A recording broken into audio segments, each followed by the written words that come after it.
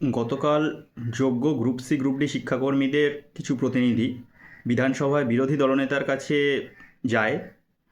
কারণ একদিন আগেই বিধানসভার বিরোধী দলনেতা ঘোষণা করেছিলেন যে যেহেতু টেন্টেড শিক্ষকদের লিস্ট পাবলিশ হয়েছে, অর্থাৎ অযোগ্য শিক্ষকদের লিস্ট পাবলিশ হয়েছে, তাই সেগুলো বাদ দিয়ে বাকি যারা যোগ্য শিক্ষক আছেন তাদের যাতে পুনর্বহাল করা যায়, সেই বিষয়ে যাতে বিল পাস করানো যায় বা বিল আনা যায়, সেই বিষয়ে উনি বিষয়টি বিধানসভায় তুলবেন। তো সেই কারণেই আমরা যারা যোগ্য শিক্ষাকর্মী আছি, আমরাও এই বিষয়টা নিয়ে ওনার কাছে জানাতে গিয়েছিলাম।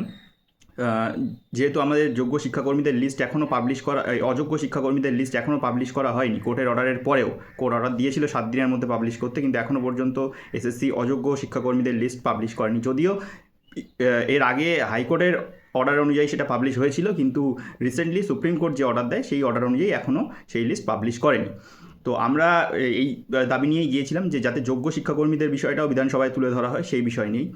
তো আজকে আমরা দেখতে পেলাম যে একজন রাজনৈতিক ব্যক্তিত্ব, শাসক দলের একজন মুখপত্র, তিনি একটি অভিযোগ করছেন।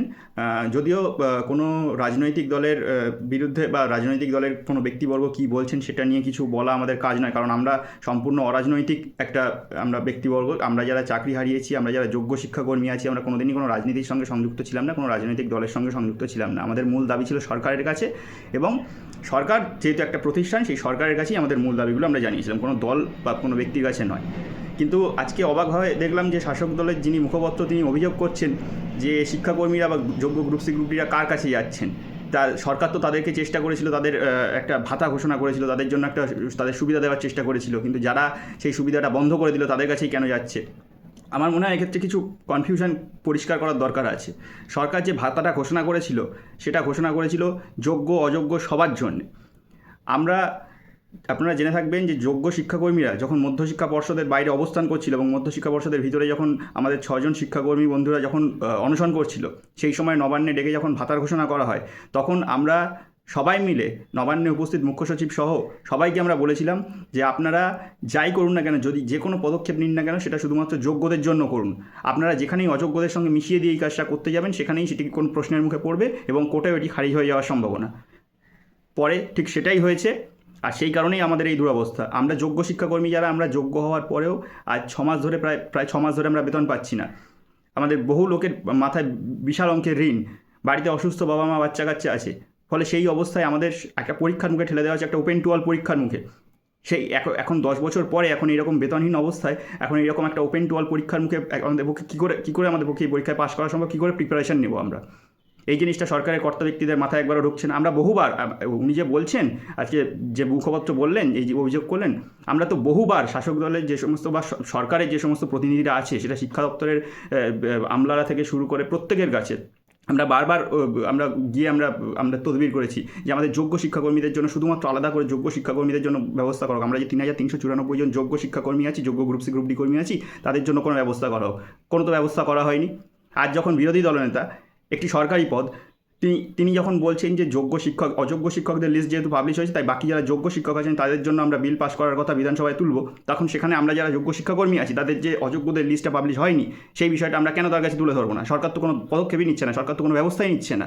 তাহলে এই কথাগুলো এরকমভাবে বলার মানেটা কী? আমরা এখনও পর্যন্ত আবারও বলছি, আমরা কোনো রাজনৈতিক দলের সঙ্গে সংযুক্ত নই, কোনো প্রকার রাজনৈতিক ব্যক্তিত্বের সঙ্গে আমরা সংযুক্ত নই।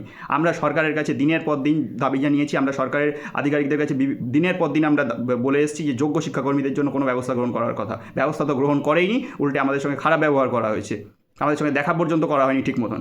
আমরা এখন বারবার বিকাশ ভবনে বা অন্য কোনো দপ্তরে গেছি। এমনকি পরীক্ষার যে নোটিফিকেশান বার করেছে, সেখানেও যারা যোগ্য গ্রুপ সি কর্মী আছে, যারা 2016 সালের যোগ্য গ্রুপ সি আছে, তাদের জন্য মাত্র 5% এক্সপিরিয়েন্সের নাম্বার দেওয়া হয়েছে, বাকি 3টে সেক্টরে 10% নাম্বার দেওয়া হয়েছে। এই সমস্ত জিনিসগুলো, এই সমস্ত অনুযোগগুলো আমরা যখন তুলেছি, তখন কেউ পাত্তা দেয়নি। আজকে যখন বিরোধী দলনেতার কাছে এই বিষয়টা তোলা হয়েছে, তখন শাসক দলের মুখপাত্র তিনি এখন রাজনীতির অভিযোগ করছেন। আমার মনে হয় এই সমস্ত জিনিসগুলো বাদ দিয়ে শাসক বিরোধী নির্বিশেষে, আমরা প্রত্যেকবার বলে এসেছি, আমরা বিধানসভার স্পিকারের কাছেও আমরা চিঠি দিয়েছি যে আমাদের যোগ্য শিক্ষাকর্মীদের ব্যাপারে ভাবার জন্য। আমরা বিরোধী দলনেতার কাছেও দিয়েছি, আমরা প্রত্যেকটা শাসক বিরোধী নির্বিশেষে আমরা শিক্ষা দপ্তরে দিয়েছি, আমরা শিক্ষামন্ত্রীর কাছে দিয়েছি, প্রত্যেকের কাছে দিয়েছি। আমরা শাসক বিরোধী নির্বিশেষে প্রত্যেককে বলতে চাই যে যোগ্য যে 3,394 জন যোগ্য গ্রুপ সি গ্রুপ ডি শিক্ষাকর্মী আছে তাদের জন্য ব্যবস্থা অবিলম্বে করুন, শুধুমাত্র তাদের জন্য ব্যবস্থা করুন, কারণ তাদের 6 মাস ধরে তাদের বেতন নেই। তারা কীভাবে চাকরির এই বিপুল কম্পিটিশান, যে গ্রুপ সি গ্রুপ ডির ফর্ম ফিল আপ হলে প্রায় 30 থেকে 40 লাখ পরীক্ষার্থী হবে, এই বিপুল সংখ্যক পরীক্ষার্থীর মাঝে কীভাবে পাশ করা তাদের পক্ষে সম্ভব কম্পিটিটিভ বেস একটা এক্সাম এত বছর পরে। এই জিনিসগুলো ভাবার জন্য অনুরোধ করছি, এবং রাজনৈতিক যে সমস্ত কুৎসাগুলো করছে এই সমস্ত রাজনৈতিক কুৎসা থেকে আমাদের দূরে রাখার জন্য অনুরোধ করছি, শুধুমাত্র একটা নিরপেক্ষ দৃষ্টিভঙ্গি থেকে, নিরপেক্ষ দৃষ্টিকোণ থেকে যাতে যোগ্য শিক্ষাকর্মী যারা আছে তাদের জন্য যাতে ব্যবস্থা করা হয় এই অনুরোধ জানাচ্ছি।